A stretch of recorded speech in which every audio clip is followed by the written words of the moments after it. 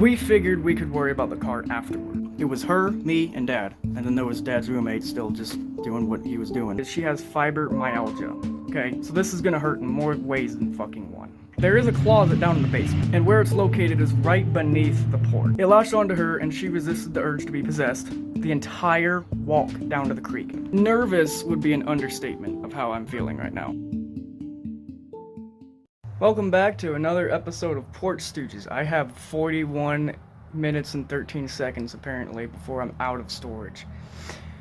A couple of things I need to talk to you about before getting into the fourth part of the story, so let's just go ahead and get them out of the way. If you enjoy listening to my story times, go ahead and leave a like as it supports my channel. If you would like to share this scary story series with a friend, make sure to share. And don't be shy in the comment section. I will read your comment should you choose to leave me one. Now with that all out of the way, it is cold, my guy.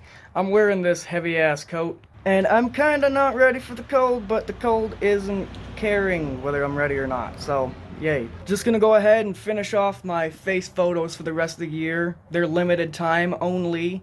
Then make a video about all of those pictures added together, just sped up real quick to show you how quickly my beard grows. That's all going on Instagram, so if you're interested, the link of my Instagram is also in my bio or page or whatever you call it. And without any further questions, let's jump in. Off last was we were coming right back after letting the dogs out. Dad's roommate still assaulting things and talking amongst himself about how mad he is, how the night went. Well into his drunken estate of his blackout. He would tell me my word is my fucking bond, and I aim to complete the job. He never did. When my girlfriend and I finally got back to the house, we had a plan in motion. We were gonna do something about this demon. We figured we could worry about the car afterwards. So when we got there, me and my girlfriend both went in the house after thinking about this. And yes, I know in the last part she said she wasn't going to because of the protection, but because of this plan, she's going to. She did, I mean. Now, I didn't really know what was going on with her idea of piggybacking it, so I just kind of went along with it. She told me I needed to lead the way, and I knew the way to the lake, so that was all well and good. I told my dad about everything that went down, and now that we have a demon in the house, but don't worry, we're taking care of it. Seeing how the sun is up, and there's not very many dark places, the lights are on and everything, there's not very many dark places for the demon to hide. It's, kind of hard to find it. Girlfriend asks me if there's any dark places. It's a good idea. We should probably look there first. I would think that the demon would like the basement better than the upstairs. So there is a closet down in the basement, and where it's located is right beneath the porch. So it kind of works. It's cold and it's dark, and there's absolutely zero light inside it. There's not even a light switch for it. Like, not a light bulb inside it. No light. Okay? And it's covered by a door. Tried to get the door open, but didn't really have to. All my girlfriend had to do was put her back up to the door, and it latched on. And now it's going. Now, something that I feel like should be mentioned is she has fibromyalgia. Okay, so this is gonna hurt in more ways than fucking one. It latched onto her, and she resisted the urge to be possessed the entire walk down to the creek. She said, just go, so I just went, and I had to be in front the entire time. I kept looking back to make sure she was still following me, though. It looked like she was kind of looking around all sketch-like, and there was a couple of more demonic type of influences in her behavior, but never once did she get possessed this time. We went all the way down to the creek, and she tried to get in it. Got off her, took her shoes off, and took her jewelry off. It was minimalistic. She was still wearing clothing, don't worry. Minimalistic with what she took off, not with what she still had on by the time she was done taking shit off. And she went down in the creek and tried to put her head under, but told me that she couldn't do it. And we came this far, and I wasn't planning on giving up like this. So I helped her the second time down and to go head under. Her whole body is under. She told me to keep her under there and pull her out at the right time. Okay? It's important. This is an important part of the story. That's why I'm mentioning it now. Now, if you don't live in the city or if you don't know a lot about creeks, they're fucking cold, even in the summer. We come prepared. We also had towels with us. And I waited just long enough to where it seems like if I waited a moment longer, she might have drowned. Nervous would be an understatement of how I'm feeling right now. So I pull her back out of the creek, and it was just phenomenally perfect fucking timing. Had it have been one more second, she would probably have drowned. The demon that was attached to her was so convinced that it was going to die because she was going to die. That it brain fucked and killed itself. And since there's flowing water, it just flowed right all the way down. I got her out, she was fucking cold, freezing her ass off, got her a towel, and we walked back the rest of the way down to Dad's. For 2 weeks after this, she couldn't regulate heat. Her fibromyalgia had her like an ass whooping just for 2 whole fucking weeks. This all was premeditated and her idea, and she went with it.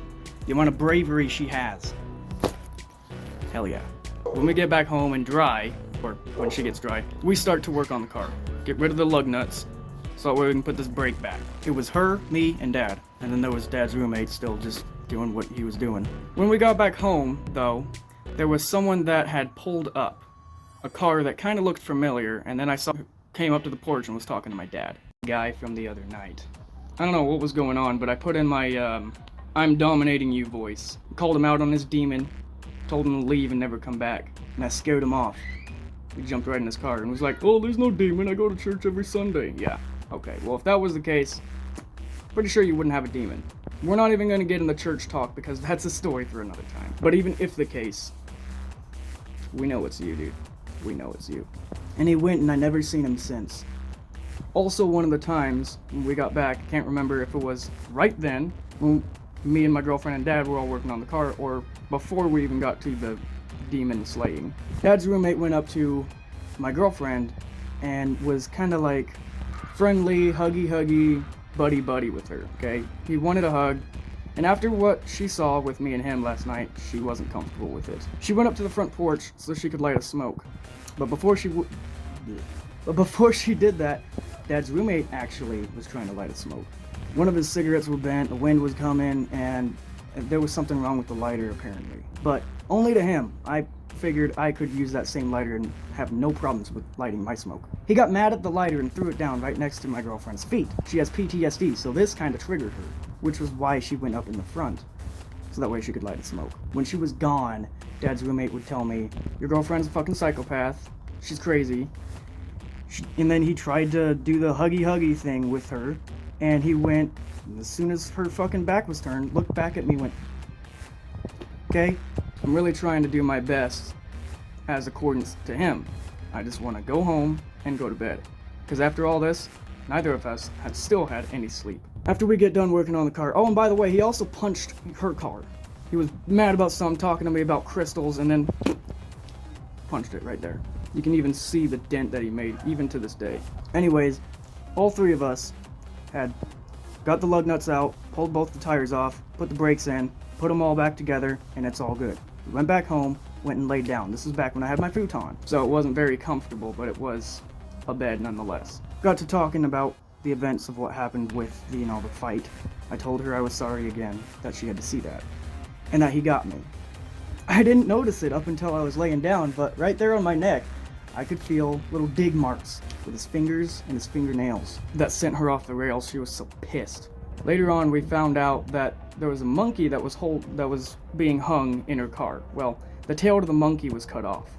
We have absolutely zero idea as to how or why. Come to find out, my dad told me some of the story that I didn't even know about. While my girlfriend and I were laying down, Dad's roommate came back out, as blacked out as he was, with no light outside, because this was before, the whole thing happened with the demon.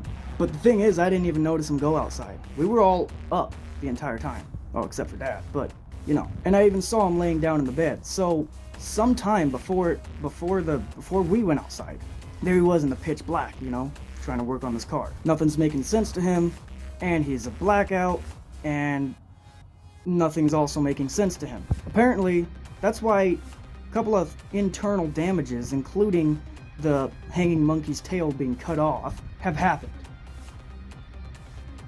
Now, how or why you wanted to put scissors up to a hanging monkey's tail, I got no fucking clue, alright? It's a plush toy, it's not an actual monkey, right? Keep that in mind. No animals were harmed in the process of this story time. Other than the monkey tail, we did also find some more internal damages that weren't that way before we went to Dad's. So, thank you very much, Dad's roommate.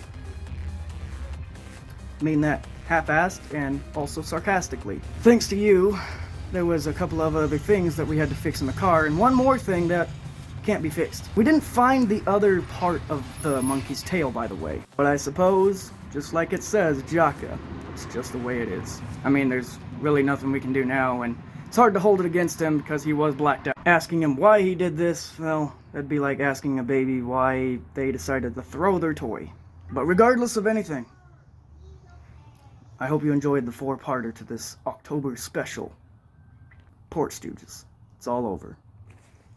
Jaka.